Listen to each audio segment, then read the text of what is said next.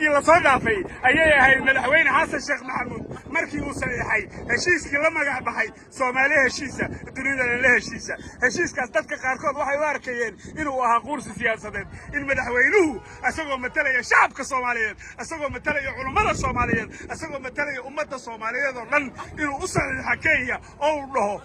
daroogada xaaraanta si kalluunka yaga qaado qaar kamida dadweynaha Puntland ku dhaqan oo aan galabta halka kula kulmay ayaa weydiiyay war qarinta raadina ka tiin war doonaysan qaad war qaad ka badinteen war ma yoobtaan